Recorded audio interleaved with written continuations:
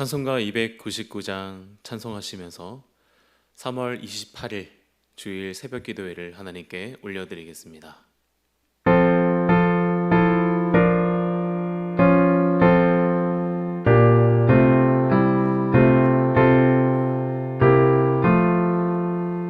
하나님 사랑은 온전한 참 사랑 내 맘에 부어주시사 충만케 하소서. 내 주님 참 사랑 햇빛과 같으니 그 사랑 내게 비추사 뜨겁게 하소서. 그 사랑 앞에는 풍파도 그치며 어두운 밤도 환하니 그 힘이 크도다. 하나님 사랑은 온전한 참 사랑 내 맘과 영에 채우사 새 힘을 주소서.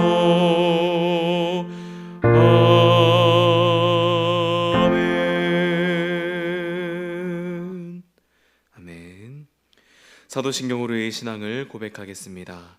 나는 전능하신 아버지 하나님 천지의 창조주를 믿습니다. 나는 그의 유일하신 아들 우리 주 예수 그리스도를 믿습니다.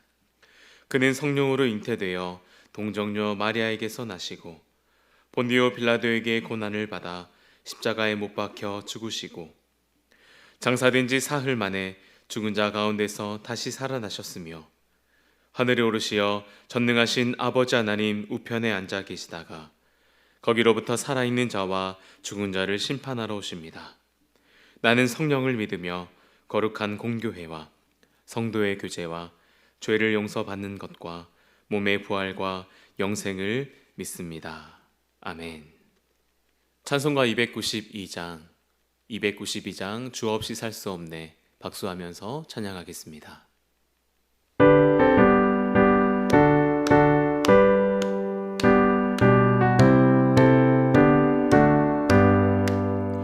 주 없이 살 수 없네 죄인의 구주여 그 귀한 보배 피로 날 구속하소서.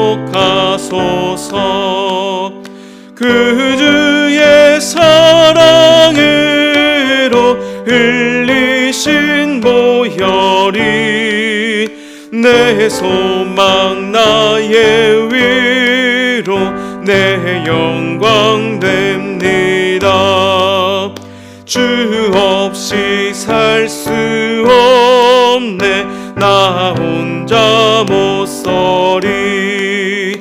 힘없고 부족하며 지혜도 없도다.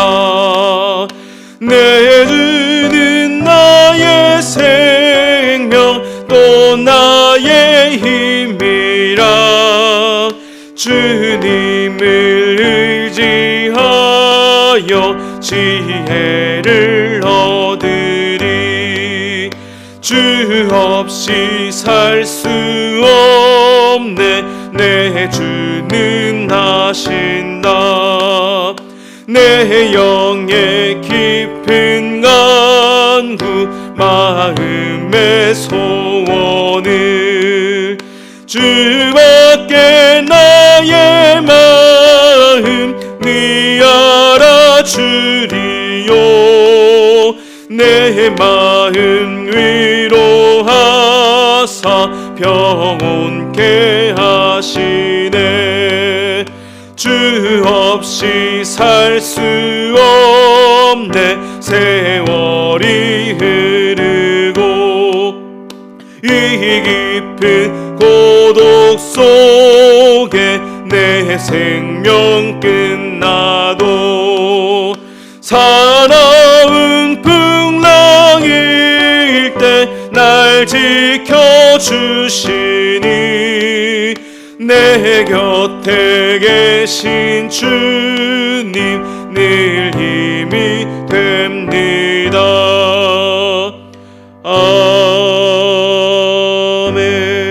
아멘. 아멘. 오늘 우리에게 주시는 하나님의 말씀은 누가복음 22장 24절에서 34절까지의 말씀입니다. 누가복음 22장 24절에서 34절까지의 말씀, 하나님의 말씀을 받겠습니다. 봉독한 후에 합독하도록 하겠습니다. 하나님의 말씀을 받겠습니다. 고백하신 후에 합독하도록 하시겠습니다. 하나님의 말씀을 받겠습니다. 또 그들 사이에 그중 누가 크냐 하는 다툼이 난지라. 예수께서 이르시되 이방인의 임금들은 그들을 주관하며 그 집권자들은 은인이라 칭함을 받으나 너희는 그렇지 않을지니 너희 중에 큰 자는 젊은 자와 같고 다스리는 자는 섬기는 자와 같을지니라. 앉아서 먹는 자가 크냐 섬기는 자가 크냐, 앉아서 먹는 자가 아니냐. 그러나 나는 섬기는 자로 너희 중에 있노라. 너희는 나의 모든 시험 중에 항상 나와 함께한 자들인즉 내 아버지께서 나라를 내게 맡기신 것 같이 나도 너희에게 맡겨 너희로 내 나라에 있어 내 상에서 먹고 마시며 또는 보좌에 앉아 이스라엘 12지파를 다스리게 하려 하노라. 시몬아 시몬아, 보라, 사탄이 너희를 밀가부르듯 하려고 요구하였으나 그러나 내가 너를 위하여 내 믿음이 떨어지지 않기를 기도하였노니 너는 돌이킨 후에 내 형제를 굳게 하라. 그가 말하되 주여 내가 주와 함께 오게도 죽는 데에도 가기를 각오하였나이다. 이르시되 베드로야, 내가 내게 말하노니 오늘 닭 울기 전에 내가 3번 나를 모른다고 부인하리라 하시니라. 아멘. 할렐루야. 오늘 주일, 기쁨의 주일에 새벽을 깨우시고 주님의 말씀 앞에 서시는 사랑하는 모든 성도님들께 하늘의 은혜와 축복이 함께 있으시기를 축복합니다. 오늘 이 기쁨의 주일 귀한 예배, 귀한 시간 허락해 주신 하나님께 감사합니다. 오늘 본문 말씀을 읽고 묵상하면서 또 그리고 말씀 속에 담겨있는 뜻을 알아보면서 저는 오늘 본문에 등장하신 예수님의 모습, 예수님의 인격 그리고 성품을 다시 한 번 더 깨닫고 느끼게 되었습니다. 오늘 이 시간에는 본문을 통해 예수님은 누구신가에 대해 함께 나누도록 하겠습니다. 어제 묵상한 본문에는 예수님께서 자신을 팔 제자가 있다고 제자들에게 선포합니다. 이 사실이 제자들에게는 아주 큰 이슈였을 것입니다. 그래서 말씀에도 기록되어 있듯이 제자들이 서로 누가 예수님을 팔아넘길 놈인가 하고 서로 묻고 따지기를 시작합니다. 너야? 나 아니야. 그럼 너냐? 나 아니래도. 이렇게 제자들이 서로 누구냐고, 누가 예수님을 팔아넘길 놈이냐고 따지지 않았겠습니까? 이렇게 서로 다투는 가운데에 나는 아니라고, 나는 그럴 사람이 절대 아니라고, 내가 누군데, 나 이런 사람이야 하면서 이야기가 이렇게 흘러가지 않았을까라는 생각이 듭니다. 그래서 이어지는 오늘 본문 가운데에서 누가 서로 큰 제자인가, 누가 더 예수님과 가까운 사이인가 다투기 시작했던 것이죠. 예수님의 입장에서 이 상황들이 얼마나 어이없었을까요?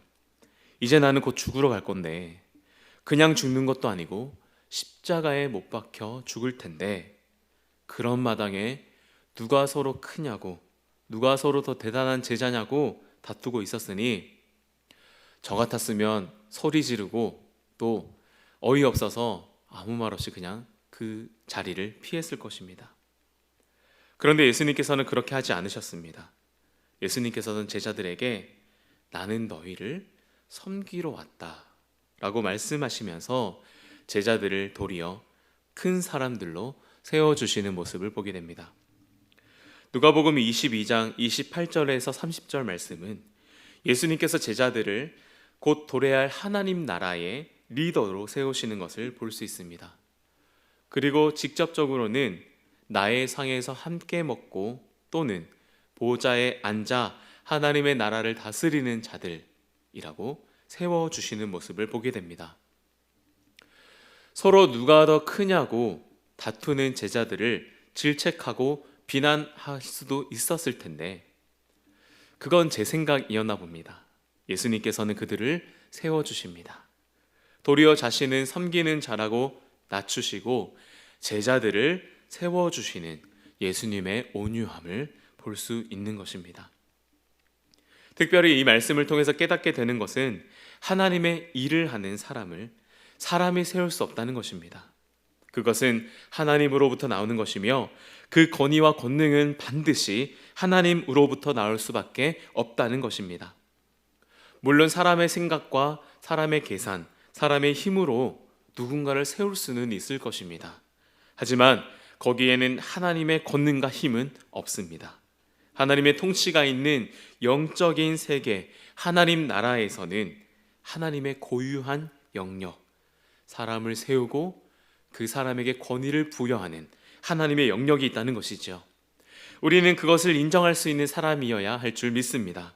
나를 세우시는 하나님의 권위를 인정하고 또 다른 사람을 세우신 하나님의 권위를 인정할 수 있는 우리 성도님들 되시기를 축복합니다.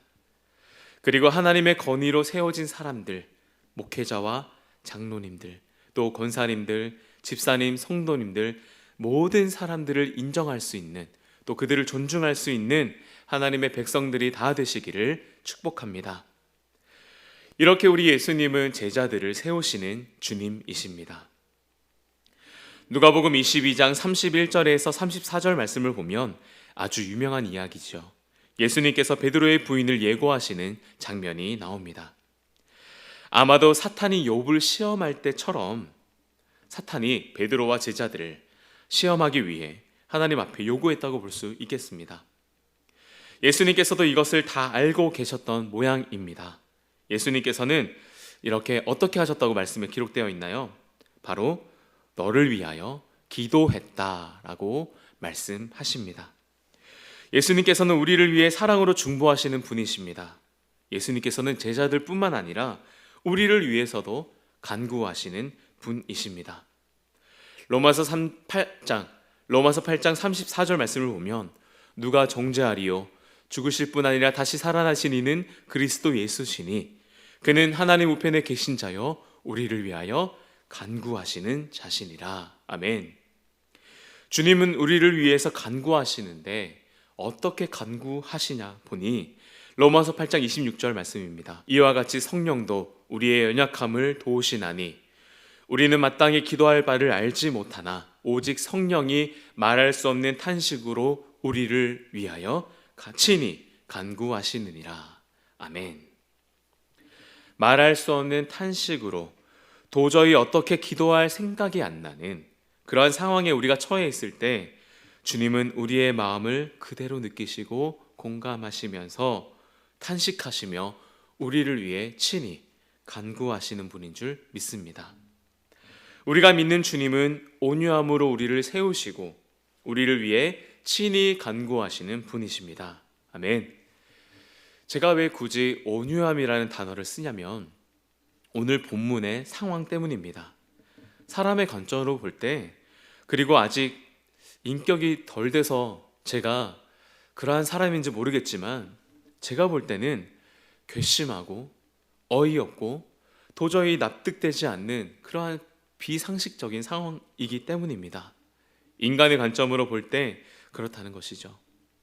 내가 곧 죽는다고 하는데 지들끼리 더 크다고 싸우지를 않느냐. 배신할 게 뻔한데 자기는 절대 그럴 일 없다고, 같이 오게도 갇히고 같이 죽겠다고 하지를 않나. 사람의 관점에 볼 때는 너무나도 어이없는 상황인 것이죠. 그런데 예수님은 너무나도 온유하게 제자들을 존중하십니다. 그들을 세우시고 그들에게 가르치시며 그들을 위해서 중보하시는 것입니다. 앞으로 겪게 될 일들을 안내하시고 알려주시면서 그들을 인도해 가시는 모습을 보게 되는 것입니다.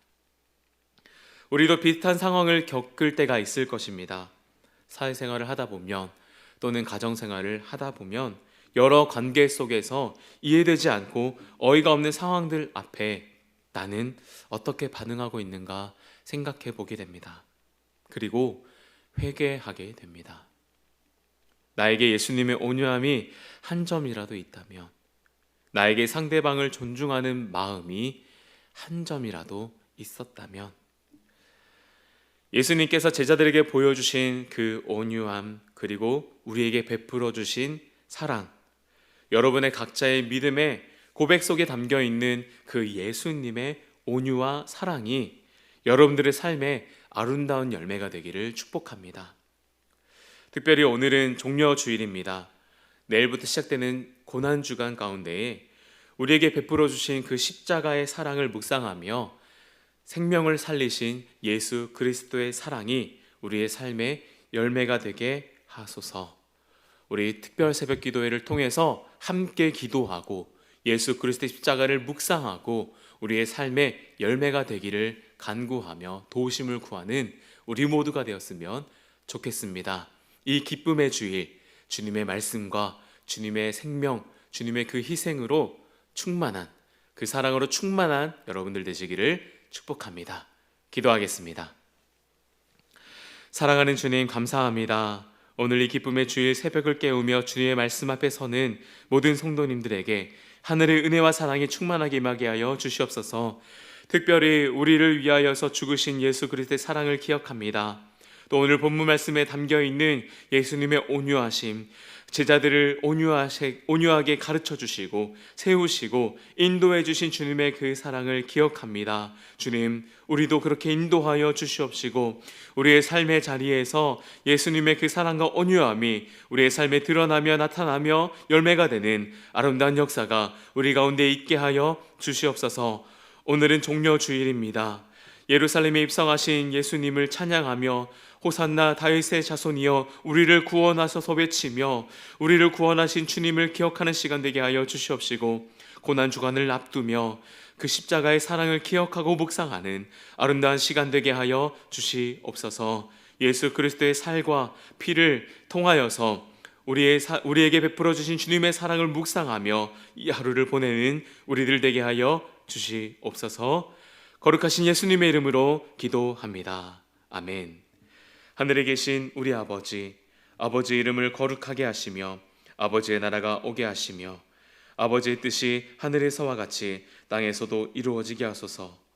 오늘 우리에게 일용할 양식을 주시고 우리가 우리에게 잘못한 사람을 용서하여 준 것 같이 우리 죄를 용서하여 주시고 우리를 시험에 빠지지 않게 하시고 악에서 구하소서.